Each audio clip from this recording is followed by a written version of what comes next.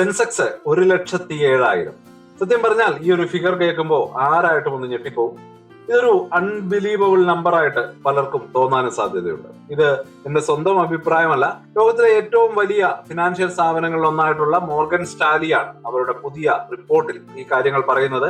2026 Indian market ചരിത്രത്തിലെ ഏറ്റവും വലിയൊരു കുതിപ്പിന് സാക്ഷ്യം വഹിക്കുമെന്ന് അവർ ഉറപ്പിച്ചു പറയുന്നു. ഇത് വെറും ഒരു പ്രഡിക്ഷൻ മാത്രമല്ല, കൃത്യമായിട്ടുള്ള ഡേറ്റയുടെയും ആഴത്തിലുള്ള സ്റ്റഡിയുടെയും ബേസിസിലാണ് അവർ ഇങ്ങനെ ഒരു നിഗമനത്തിൽ എത്തിയിരിക്കുന്നത്. അപ്പൊ എന്തുകൊണ്ടാണ് ഇങ്ങനെ ഒരു പ്രഡിക്ഷൻ? ഇന്ത്യൻ മാർക്കറ്റിനെ ഈ ഒരു സ്വപ്നതുല്യമായ നേട്ടത്തിലേക്ക് നയിക്കാൻ പോകുന്ന ഫാക്ടേഴ്സ് എന്തൊക്കെയാണ്? ഒരു സാധാരണ ഇൻവെസ്റ്റർ എന്ന നിലയിൽ ഇതിൽ നിന്നെല്ലാം നമ്മൾ എന്താണ് മനസ്സിലാക്കേണ്ടത്? വീഡിയോയിൽ നമുക്ക് ഇതിനെപ്പറ്റിയെല്ലാം വ്യക്തമായിട്ട് മനസ്സിലാക്കാം, സിമ്പിൾ ആയിട്ട് ഡിസ്കസ് ചെയ്യാം. Welcome to the eye opener video of Dhanam smart savings and investment solutions. ആദ്യം തന്നെ ഈ ഒരു പ്രഡിക്ഷൻസ് എവിടെ നിന്നാണ് വരുന്നത് എന്ന് നമ്മളൊന്ന് മനസ്സിലാക്കാം. മോർഗൻ സ്റ്റാലി എന്ന് പറയുന്നത് ഏതെങ്കിലും ഒരു ചെറിയ ബ്രോക്കിംഗ് ഫേം അല്ല. ലോകം മുഴുവനുള്ള ഫിനാൻഷ്യൽ മാർക്കറ്റുകളെ കുറിച്ച് ഡീപ്പായിട്ട് സ്റ്റഡി ചെയ്യുകയും പതിറ്റാണ്ടുകളുടെ എക്സ്പീരിയൻസുമുള്ള ഒരു ഗ്ലോബൽ ഭീമനാണ്. അതുകൊണ്ട് തന്നെയാണ് അവരുടെ റിപ്പോർട്ടുകൾക്ക് ലോകം മുഴുവനുമുള്ള ഇൻവെസ്റ്റേഴ്സ് വലിയ വാല്യൂ നൽകുന്നത്. അവരുടെ ലേറ്റസ്റ്റ് റിപ്പോർട്ട് അനുസരിച്ച് 2026 അവസാനത്തോടെ ഇന്ത്യൻ മാർക്കറ്റിന് എന്ത് സംഭവിക്കും എന്നതിനെ കുറിച്ച് 3 സിനാരിയോകളാണ് അവർ മുന്നോട്ട് വയ്ക്കുന്നത്. ഒന്നാമത്തേത് ബേസ് കേസ്, അതായത് കാര്യങ്ങൾ നോർമലായിട്ട് മുന്നോട്ട് പോയാൽ എന്ത് സംഭവിക്കും എന്നതാണ് അവരുടെ പഠനപ്രകാരം അവർ അറിയിക്കുന്നത്. പ്രകാരം സെൻസെക്സ് ഏകദേശം 95,000 എന്ന ലെവലിലേക്ക് എത്തും. ഇപ്പോഴത്തെ സാഹചര്യങ്ങളിൽ നിന്ന് ഏകദേശം 13% വരുന്ന ഒരു ഗ്രോത്ത് ആണ് ഇവിടെ കാണിക്കുക. മാർക്കറ്റിൽ വലിയ അൺഎക്സ്പെക്ടഡ് സംഭവങ്ങളൊന്നും ഉണ്ടായില്ലെങ്കിൽ സംഭവിക്കാൻ ഏറ്റവും കൂടുതൽ ചാൻസ് ഉള്ള ഒരു ഗ്രോത്ത് ആണ്. 50% പ്രോഫിറ്റബിലിറ്റി ആണ് മോർഗൻ സ്റ്റാലി ഇതിന് നൽകുന്നത്. രണ്ടാമത്തേത് നമ്മളെ എല്ലാവരെയും എക്സൈറ്റ് ചെയ്യിക്കുന്ന ബുൾ കേസ് ആണ്. അതായത് കാര്യങ്ങളെല്ലാം നമ്മൾ വിചാരിച്ച പോലെ ഫേവറബിൾ ആയിട്ട് വന്നാൽ സിറ്റുവേഷൻസ് പ്രകാരം സെൻസെക്സ് 1,07,000 എന്ന മാജിക് നമ്പറും കടന്ന് മുന്നോട്ട് പോകും. ഇത് ഏകദേശം 26% വരുന്ന ഒരു ഗംഭീര റാലി ആയിരിക്കും. ഇതിന് അവർ 30% ചാൻസ് ആണ് നൽകുന്നത്. തീർച്ചയായിട്ടും ഒരു കോയിന് 2 സൈഡ് ഉള്ളതുപോലെ ബെയർ കേസ്, അതായത് മോശം സാഹചര്യത്തെ കുറിച്ചും അവർ പറയുന്നുണ്ട്. ഗ്ലോബൽ ലെവലിലോ അല്ലെങ്കിൽ രാജ്യത്തിനകത്തോ എന്തെങ്കിലും വലിയ ക്രൈസിസ് വന്നാൽ സെൻസെക്സ് 76,000 എന്ന ലെവലിലേക്ക് താഴേക്ക് പോകാനും സാധ്യതയുണ്ട് എന്നൊരു കണക്കുകൂട്ടൽ അവർക്കുണ്ട്. ഇതിന് 20% ചാൻസ് ആണ് അവർ നൽകുന്നത്. മോർഗൻ സ്റ്റാലി മാത്രമല്ല, HSBC, ഗോൾഡ് സാക്സ്, നൊമുറ തുടങ്ങിയ മറ്റ് പ്രമുഖ സ്ഥാപനങ്ങളും ഇന്ത്യൻ മാർക്കറ്റിൽ വളരെ പോസിറ്റീവ് നിഗമനങ്ങളുമായിട്ടാണ് എത്തിയിട്ടുള്ളത്. HSBC സെൻസെക്സിന് ഏകദേശം 94,000 എന്ന ടാർഗറ്റ് നൽകുമ്പോൾ ഗോൾഡ്മാൻ സാക്സ് നിഫ്റ്റിയിൽ 29,000 എന്ന ലെവല് എക്സ്പെക്ട് ചെയ്യുന്നു. ചുരുക്കത്തിൽ ഒട്ടുമിക്ക എക്സ്പേർട്സും വിശ്വസിക്കുന്നത് ഇന്ത്യൻ മാർക്കറ്റിന്റെ ഗോൾഡൻ പീരീഡ് വരാനിരിക്കുന്നതേ ഉള്ളൂ എന്നാണ്. അപ്പൊ സ്വാഭാവികമായിട്ട് ഒരു ചോദ്യം വരും, എന്തുകൊണ്ടാണ് ഇവർക്കെല്ലാം ഇന്ത്യൻ മാർക്കറ്റിൽ ഇത്രയധികം കോൺഫിഡൻസ്? ഇതിൽ ഏറ്റവും പ്രധാനപ്പെട്ട ഒന്നാമത്തെ കാരണം നമ്മുടെ ഗവൺമെന്റും റിസർവ് ബാങ്കും ചേർന്ന് നടപ്പിലാക്കാൻ പോകുന്ന പോളിസികളാണ്. ഇതിന് എക്കണോമിസ്റ്റുകൾ പോളിസി ഈസിങ് എന്നാണ് പറയുന്നത്. സിമ്പിൾ ആയിട്ട് പറഞ്ഞാൽ എക്കണോമിയുടെ ഗ്രോത്തിന് ആവശ്യമായിട്ടുള്ള പണം ഉറപ്പാക്കാനും ബിസിനസ്സുകൾക്ക് ഈസി ആയിട്ട് ഓപ്പറേറ്റ് ചെയ്യാനുമുള്ള സാഹചര്യം ഒരുക്കുക എന്നുള്ളതാണ്. ഇതിൽ ഏറ്റവും പ്രധാനപ്പെട്ട കാര്യം പലിശ നിരക്കുകളിൽ വരുന്ന മാറ്റമാണ്. അടുത്ത വർഷത്തോടെ റിസർവ് ബാങ്ക് ഇൻട്രസ്റ്റ് റേറ്റുകൾ കുറയ്ക്കാൻ തുടങ്ങുമെന്നാണ് സ്ട്രോങ് ആയിട്ടുള്ള പ്രതീക്ഷ.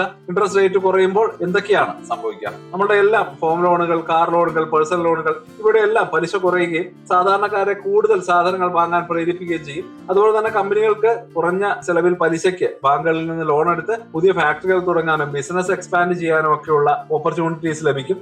ഇതെല്ലാം ചേർന്ന എക്കണോമിയിൽ വലിയൊരു ഉണർവിന് സാധ്യത ഉണ്ടാകും. ഇതോടൊപ്പം നിത്യോപയോഗ സാധനങ്ങളിൽ GST റേറ്റുകൾ കുറയ്ക്കാനുള്ള സാധ്യതയും റിപ്പോർട്ടിൽ എടുത്തു പറയുന്നുണ്ട്. ഇത് പ്രോഡക്റ്റുകളുടെ വില കുറയ്ക്കാനും സാധാരണക്കാരുടെ കയ്യിൽ കൂടുതൽ പണം സേവ് ചെയ്യാനും സഹായിക്കും. ഈ പണം വീണ്ടും മാർക്കറ്റിലേക്ക് തന്നെ എത്തുമ്പോൾ അത് ഡിമാൻഡ് വർദ്ധിക്കും. ഇതിനെല്ലാം പുറമെ ഗവൺമെന്റ് ഫിസ്ക്കൽ ഡിസിപ്ലിനും റോഡുകളും പോർട്ടുകളും പോലെയുള്ള ഇൻഫ്രാസ്ട്രക്ചർ ഡെവലപ്മെന്റിലുള്ള ഫോക്കസുകളും ഇന്ത്യയെ ഒരു സേഫ് ഇൻവെസ്റ്റ്മെന്റ് ഡെസ്റ്റിനേഷൻ ആക്കിയിട്ട് മാറ്റുന്നുണ്ട്. ഇതെല്ലാം ഫോറിൻ ഇൻവെസ്റ്റേഴ്സിനെയും നമ്മളെ പോലെയുള്ള ഡൊമസ്റ്റിക് ഇൻവെസ്റ്റേഴ്സിനെയും ഒരുപോലെ അട്രാക്ട് ചെയ്യുന്ന കാര്യങ്ങളാണ്. ഒരു സ്റ്റോക്ക് മാർക്കറ്റ് ലോങ് ടേമിൽ മുകളിലേക്ക് പോകണമെങ്കിൽ അവിടെ ലിസ്റ്റ് ചെയ്തിട്ടുള്ള കമ്പനികളിൽ നല്ല സ്റ്റേബിൾ ആയിട്ടുള്ള പ്രോഫിറ്റ് ഉണ്ടാവണം. ഇവിടെയാണ് രണ്ടാമത്തെ ക്രിട്ടിക്കൽ ഫാക്ടർ വരുന്നത്, കമ്പനിയുടെ ഏർണിംഗ്സ് ഗ്രോത്ത്, അതായത് കോർപ്പറേറ്റ് ഏർണിംഗ്സ്. മോർഗൻ സ്റ്റാലിയുടെ റിപ്പോർട്ട് പ്രകാരം 2025 മുതൽ 28 വരെയുള്ള കാലയളവിൽ ഇന്ത്യൻ കമ്പനികളുടെ പ്രോഫിറ്റിൽ ഓരോ വർഷവും ആവറേജ് 17 തൊട്ട് 19% വരെ സ്ഥിരമായിട്ടുള്ള ഡബിൾ ഡിജിറ്റ് പ്രോഫിറ്റ് ഗ്രോത്ത് കാണിക്കുന്നുണ്ട്. ഈ ഒരു മാർക്കറ്റിലേക്ക് ഇൻവെസ്റ്റേഴ്സ് ഒഴുകിയെത്തും എന്ന കാര്യത്തിൽ സംശയമില്ല. 2025 കണ്ട ചെറിയൊരു സ്ലോ ഡൌണിന് ശേഷം 2026 27 കമ്പനികളുടെ ഏർണിംഗ്സിൽ ഒരു വലിയ കുതിച്ചുചാട്ടം തന്നെ പ്രതീക്ഷിക്കപ്പെടും. ഏതൊക്കെ സെക്ടറുകളിലുള്ള കമ്പനികൾക്കായിരിക്കും ഈ ഒരു ഗ്രോത്തിന് ലീഡ് കൊടുക്കാനാകുക? റിപ്പോർട്ടുകൾ അനുസരിച്ച് 3 പ്രധാന സെക്ടറുകൾക്കാണ് അതിന് പ്രയോറിറ്റി ലഭിക്കുന്നത്. ഒന്നാമതായിട്ട് ഫിനാൻഷ്യൽസ് ആണ്. അതായത് ബാങ്കുകളും മറ്റ് ഫിനാൻഷ്യൽ കമ്പനികളും എക്കണോമി ഗ്രോ ചെയ്യുമ്പോൾ അതിൽ ഏറ്റവും കൂടുതൽ ബെനിഫിറ്റ് ലഭിക്കുന്ന ഒരു സെക്ടറാണ്. കാരണം ലോണുകൾക്കുള്ള ഡിമാൻഡ് കൂടും, ഫിനാൻഷ്യൽ ട്രാൻസാക്ഷൻസ് കൂടും, അങ്ങനെയൊക്കെ. രണ്ടാമതായിട്ട് കൺസ്യൂമർ ഡിസ്ക്രിഷണറി ആണ്. അതായത് കാറുകൾ, ലക്ഷറി ഗുഡ്സ്, ടൂറിസം പോലെയുള്ള സെക്ടറുകൾ. മൂന്നാമതായിട്ട് ഇൻഡസ്ട്രിയൽസ്. ഗവൺമെന്റും പ്രൈവറ്റ് കമ്പനികളും ഇൻഫ്രാസ്ട്രക്ചർ ഡെവലപ്മെന്റിനായിട്ട് കോടിക്കണക്കിന് രൂപ ഇൻവെസ്റ്റ് ചെയ്യുമ്പോൾ സിമന്റ്, സ്റ്റീൽ, കൺസ്ട്രക്ഷൻ സെക്ടറിലെ കമ്പനികൾക്ക് വലിയ ഓർഡറുകൾ ലഭിക്കും. ഈ സെക്ടറുകളിലെ ഗ്രോത്ത് ആണ് മാർക്കറ്റിന്റെ പുതിയ ഹൈയിലേക്ക് നയിക്കാൻ പോകുന്ന പ്രധാന ഫ്യൂവൽ. പണ്ടൊക്കെ ഇന്ത്യൻ മാർക്കറ്റ് മുകളിലേക്ക് പോകണമെങ്കിൽ ഫോറിൻ ഇൻവെസ്റ്റേഴ്സ് വലിയ രീതിയിൽ പണം ഇൻവെസ്റ്റ് ചെയ്യണമായിരുന്നു. എന്നാൽ ഇന്ന് സീനാകെ മാറിയിരിക്കുകയാണ്. ഇന്ത്യൻ മാർക്കറ്റിന്റെ ഏറ്റവും വലിയ സ്ട്രെങ്ത് ഇപ്പോൾ നമ്മുടെ ഡൊമസ്റ്റിക് ഇൻവെസ്റ്റേഴ്സ് തന്നെയാണ്. ഇതാണ് 2026 കുതിപ്പിന് പിന്നിലെ മൂന്നാമത്തെയും ഒരുപക്ഷെ ഏറ്റവും സ്ട്രോങ് ആയിട്ടുള്ള ഫാക്ടർ. ഇത് ഇന്ത്യയിലെ കോടിക്കണക്കിന് സാധാരണക്കാരായിട്ടുള്ള റീറ്റെയിൽ ഇൻവെസ്റ്റേഴ്സ് എല്ലാ മാസവും SIP വഴി മ്യൂച്വൽ ഫണ്ടുകളിലേക്ക് ഒരു ഫിക്സഡ് എമൗണ്ട് ഇൻവെസ്റ്റ് ചെയ്യുന്നുണ്ട്. ഓരോ മാസവും ആയിരക്കണക്കിന് കോടി രൂപയാണ് ഇങ്ങനെ ഇന്ത്യൻ സ്റ്റോക്ക് മാർക്കറ്റുകളിലേക്ക് എത്തുന്നത്. മാർക്കറ്റ് ഡൗൺ ആയാലും അപ്പ് ആയാലും ഈ ഒരു ഇൻവെസ്റ്റ്മെന്റ് കണ്ടിന്യൂ ചെയ്യും. ഇത് ഇന്ത്യൻ മാർക്കറ്റിന് വലിയൊരു സപ്പോർട്ടായിട്ട് മാറുകയാണ്. വലിയ തകർച്ചകളിൽ നിന്ന് മാർക്കറ്റിനെ ഒരു പരിധി വരെ പ്രൊട്ടക്ട് ചെയ്യുന്ന ഒരു സേഫ്റ്റി നെറ്റായിട്ട് ഈ ഒരു ഡൊമസ്റ്റിക് ഇൻവെസ്റ്റ്മെന്റ് മാറിയിട്ടുണ്ട്. ഇൻട്രസ്റ്റിംഗ് ആയിട്ടുള്ള കാര്യം, നിലവിൽ ഇന്ത്യൻ മാർക്കറ്റിലെ ഫോറിൻ ഇൻവെസ്റ്റേഴ്സിന്റെ പാർട്ടിസിപ്പേഷൻസ് കഴിഞ്ഞ കുറെ വർഷങ്ങളിൽ ഏറ്റവും ലോവസ്റ്റ് ലെവലിലാണ് എത്തിയിരിക്കുന്നത് എന്നുള്ളതാണ്. അതിനർത്ഥം ഇന്ത്യൻ ഗ്രോത്ത് പൊട്ടൻഷ്യൽ തിരിച്ചറിഞ്ഞ് അവർ വലിയ രീതിയിൽ തിരിച്ചു വരാൻ തുടങ്ങിയാൽ മാർക്കറ്റിലേക്ക് ഇനിയും കോടികളുടെ ഒരു ഇൻഫ്ലോ ഉണ്ടാകാൻ സാധ്യതയുണ്ട്. ഡൊമസ്റ്റിക് ഇൻവെസ്റ്റേഴ്സിന്റെ ഈ ഒരു സ്ട്രോങ് ബേസും ഫോറിൻ ഇൻവെസ്റ്റേഴ്സ് തിരികെ വരാനുള്ള സാധ്യതയും ചേരുമ്പോൾ അത് മാർക്കറ്റിനെ പുതിയ ഹൈയിലേക്ക് കൊണ്ടുപോകാൻ ഹെൽപ്പ് ചെയ്യും. അതോടൊപ്പം പ്രൈവറ്റ് സെക്ടറിന്റെ നേതൃത്വത്തിൽ രാജ്യത്ത് വരാനിരിക്കുന്ന വൻകിട ഇൻവെസ്റ്റ്മെന്റ് പ്രോജക്റ്റുകളും പുതിയ തൊഴിലവസരങ്ങൾ ഉണ്ടാക്കുകയും അതുവഴി ആളുകളുടെ പർച്ചേസിംഗ് പവർ വർദ്ധിപ്പിക്കുകയും ചെയ്യും. ഇത്രയും പോസിറ്റീവായുള്ള കാര്യങ്ങൾ കേട്ട് കഴിയുമ്പോൾ കയ്യിലുള്ള കാശെല്ലാം എടുത്ത് നേരെ മാർക്കറ്റിൽ ഇൻവെസ്റ്റ് ചെയ്യാൻ ശ്രമിക്കരുത്. അങ്ങനെ ഒരു ഡിസിഷൻ എടുക്കുന്നതിന് മുമ്പ് നമ്മൾ കോയിന്റെ മറുവശം കൂടി കൃത്യമായിട്ട് പഠിക്കേണ്ടതുണ്ട്. ഈ ഒരു ശുഭകരമായിട്ടുള്ള പ്രഡിക്ഷന് തടസ്സമായേക്കാവുന്ന ചില റിസ്കുകളുമുണ്ട്. ഒരു ഇൻവെസ്റ്റർ എന്ന നിലയിൽ അതിനെപ്പറ്റി നമ്മൾ കൃത്യമായിട്ട് അറിഞ്ഞിരിക്കണം. ഒന്നാമത്തെ റിസ്ക് ഗ്ലോബൽ എക്കണോമിക് കണ്ടീഷൻസ് ആണ്. അമേരിക്കയിലോ യൂറോപ്പിലോ ഒരു എക്കണോമിക് റിസഷൻ ഉണ്ടായാൽ നമ്മുടെ IT കമ്പനികളെയും എക്സ്പോർട്ടിനെയും നെഗറ്റീവായിട്ട് ബാധിക്കും. ഇത് ഇന്ത്യൻ എക്കണോമിയുടെ ഗ്രോത്ത് സ്പീഡ് കുറയ്ക്കാൻ സാധ്യതയുണ്ട്. രണ്ടാമത്തെയും ഏറ്റവും പ്രധാനപ്പെട്ടതുമായിട്ടുള്ള ഒരു റിസ്ക് ക്രൂഡ് ഓയിലിന്റെ പ്രൈസ് ആണ്. ഇന്ത്യ നമ്മുടെ ആവശ്യത്തിന് 80% ഓയിലും ഇമ്പോർട്ട് ചെയ്യുകയാണ്.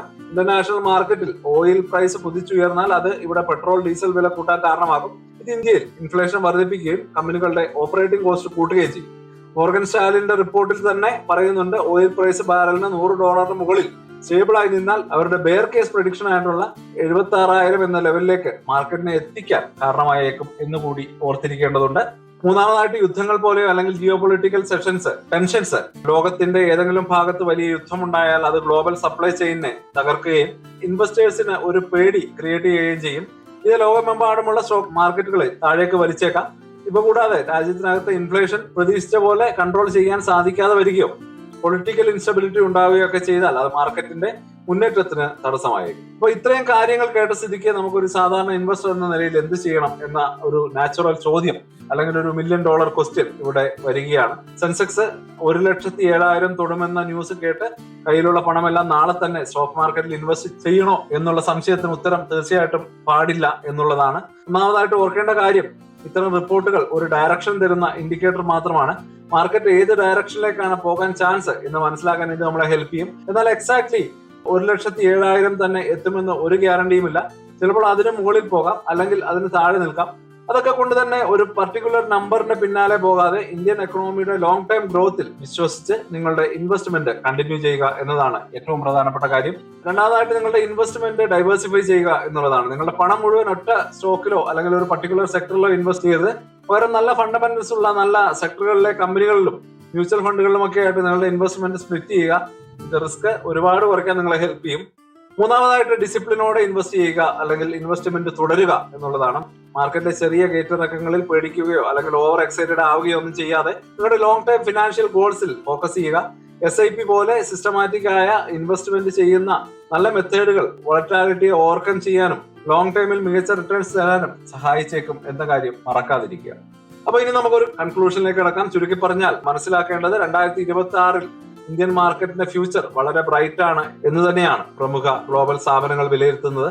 ഗവൺമെന്റിന്റെ സപ്പോർട്ടീവ് പോളിസികൾ, കമ്പനികളുടെ ഏർണിംഗ്സിൽ പ്രതീക്ഷിക്കുന്ന വലിയ ഗ്രോത്ത്, കൂടാതെ കോടിക്കണക്കിന് ഡൊമസ്റ്റിക് ഇൻവെസ്റ്റേഴ്സിന്റെ സ്ട്രോങ് പാർട്ടിസിപ്പേഷൻ, ഇവയാണ് ഈ ഒരു പോസിറ്റീവ് ഔട്ട്ലുക്കിന് പിന്നിലെ പ്രധാന കാരണങ്ങൾ. മോർഗൻ സ്റ്റാൻലി പ്രെഡിക്റ്റ് ചെയ്യുന്ന 1,07,000 എന്ന ബുൾ കേസ് ടാർഗറ്റ് എല്ലാ സിറ്റുവേഷനിലും ഫേവറബിൾ ആയാൽ സംഭവിക്കാവുന്ന ഒന്നാണ്. എന്നാൽ 95,000 എന്ന ബേസ് കേസാണ് കൂടുതൽ റിയലിസ്റ്റിക് ആയിട്ട് നമുക്ക് പ്രതീക്ഷിക്കാവുന്നത്. അതേസമയം ഓയിൽ പ്രൈസും ഗ്ലോബൽ സിറ്റുവേഷൻസും പോലെയുള്ള റിസ്കുകളെ കുറിച്ച് നമ്മൾ എപ്പോഴും ബോധവാന്മാരായിരിക്കണം. ഡിസിപ്ലിനോടെ കൂടി മുന്നോട്ട് പോവുക എന്നതാണ് വിജയത്തിലേക്കുള്ള ഏറ്റവും നല്ല വഴി. അപ്പോ നിങ്ങളുടെ അഭിപ്രായം എന്താണ്? സെൻസെക്സ് 1,07,000 എന്ന കടമ്പ കടക്കുമെന്ന് നിങ്ങൾ വിശ്വസിക്കുന്നുണ്ടോ? നിങ്ങളുടെ വിലയേറിയ അഭിപ്രായങ്ങൾ കമന്റ് ബോക്സിൽ രേഖപ്പെടുത്തുമെന്ന് കരുതുന്നു. അതുപോലെ തന്നെ നിഫ്റ്റി 50യുടെ 2026 മാക്സ് ലെവൽ ഏതായിരിക്കും എന്നുകൂടി നിങ്ങൾക്ക് കമന്റ് ചെയ്യാം. വളരെ ഇൻഫോർമേറ്റീവ് ആയിട്ടുള്ള വീഡിയോകൾക്കായിട്ട് ചാനൽ സബ്സ്ക്രൈബ് ചെയ്യുക. പുതിയൊരു വീഡിയോയുമായിട്ട് ഉടനെ വരാം. അതുവരേക്കും ഹാപ്പി ഇൻവെസ്റ്റിംഗ്. സ്റ്റോക്ക് മാർക്കറ്റിലെ ന്യൂസുകളെയും അതുപോലെ തന്നെ അപ്ഡേറ്റുകളെയും ഉൾക്കൊള്ളിച്ചുകൊണ്ടുള്ള ഒരു ഫേസ്ബുക്ക് ഗ്രൂപ്പ് നമുക്കുണ്ട്. ആ ഒരു ഗ്രൂപ്പിന്റെ ലിങ്ക് ഈ വീഡിയോയുടെ ഡിസ്ക്രിപ്ഷനിൽ കൊടുക്കുന്നുണ്ട്. പ്രൈവറ്റ് ആയിട്ടുള്ള ഒരു ഗ്രൂപ്പാണ്. താല്പര്യമുള്ളവർക്ക് ആ ലിങ്കിൽ ക്ലിക്ക് ചെയ്തുകൊണ്ട് ഗ്രൂപ്പിൽ ജോയിൻ ചെയ്യാം. ഏറ്റവും ലേറ്റസ്റ്റ് ആയിട്ടുള്ള ന്യൂസുകൾ നമ്മൾ അതിൽ അപ്ഡേറ്റ് ചെയ്യുന്നുണ്ട്. വളരെ ഇൻഫോർമേറ്റീവ് ആയിരിക്കും. അപ്പൊ ഇത്രയുമാണ് ഇന്നത്തെ വീഡിയോയിൽ ഉൾപ്പെടുത്തിയിരിക്കുന്നത്. പുതിയ ന്യൂസുകളുമായിട്ട് നാളെ വീണ്ടും വരാം. ബൈ.